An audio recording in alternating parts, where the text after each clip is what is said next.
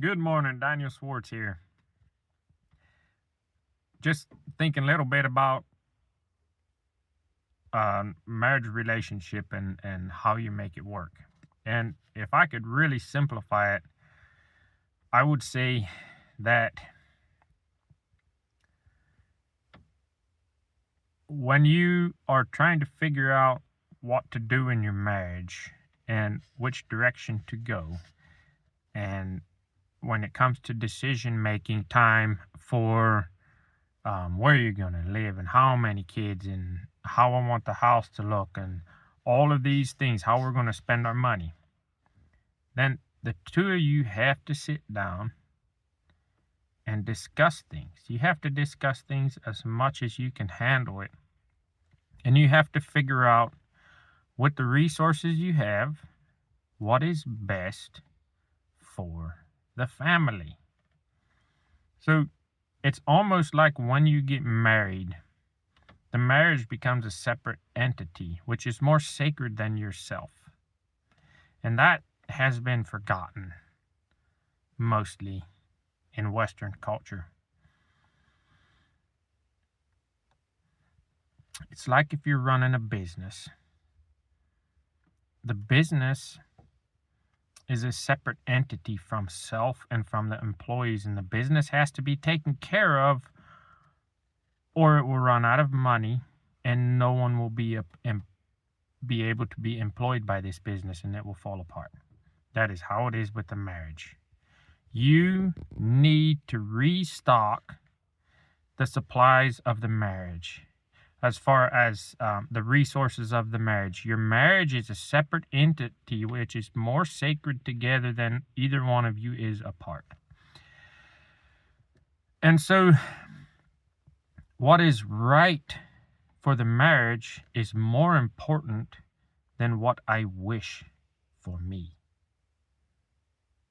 And if you can't get that straight, you're going to struggle and struggle and struggle. If you put the wishes of self above the sacredness of the marriage and what's right for the marriage, then the marriage is going to struggle. And it really has to be both sides, because if one person is treating the marriage as sacred and trying to make things work and working on things, and then the other person is worshiping their self and their own wishes over that of the marriage, then everything's going to trend towards that person in total control. But more often what happens is one person starts putting their own wishes above what's good for the marriage, and then the other person eventually pulls back and does the same, and then it's butting heads constantly. It's very hard for both people, and nobody gets it perfect, obviously, but that is what you have to be aware of, and that's what you have to strive for. You have to strive for the sacredness of the marriage covenant, which is an entity in and of itself that is separate from your needs and wishes and wants. And then once you, and included in that, and here's something I disagree with a lot of advice I've heard where the children are part of the marriage, but they're less important. The spouses are supposed to put themselves first and make sure you treat your spouse and is taken care of ahead of the children, because they're more important than the kids. Because if I've heard those arguments, and I disagree. Inside of your marriage, now you have family, now you have kids. They're part of it. As long as those kids are dependent, they are part of the whole. And they are just as important and critical as the husband and the wife. They are not more disposable. And if you can't get it through your head that your children are part of the whole, and each child needs to be considered when you're making decisions for the family and for what's right and for what's best, the family unit as a whole needs to be considered, and things need to be done that's right for the family. And same with the children. One child does not get to assert their dominance and their will and what's what their needs above what's best for everyone. Not until they decide they are old enough to move out and become independent, then they can put their needs and desires and wants ahead of the rest of their family. That's fine. You got to go out. But when you're dependent living under your parents' roof, your parents need to include you as a whole, not an afterthought. And you need to be part of the equation of what's best for the family. But you don't get to be the most important part of the equation. Not a single person inside the family is the most important. The most important thing is the family entity in and of itself. And any one person who wants to disrupt the unity of the family needs to be corrected.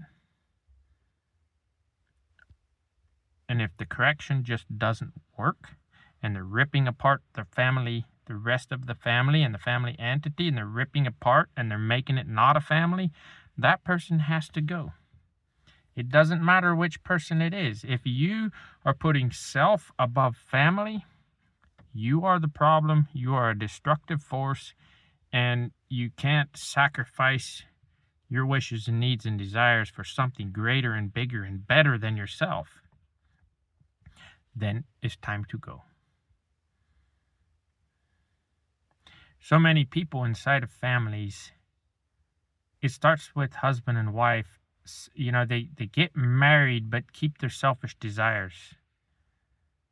They don't truly commit to family is one unit. That only extends to children when they are dependents. Because once they become young adults and they strike off on their own, then they no longer fit under that umbrella. And you no longer have to consider what's best for them inside of this family dynamic because they chose to go on their own and chose to start their own family unit. Now, you can have family units that work together and work together well, extended family and whatnot, but that's more of partnerships. It's not part of your little circle anymore. So that ran on a lot longer than I thought, but that's my thoughts on how a family unit should operate. You all have a good day.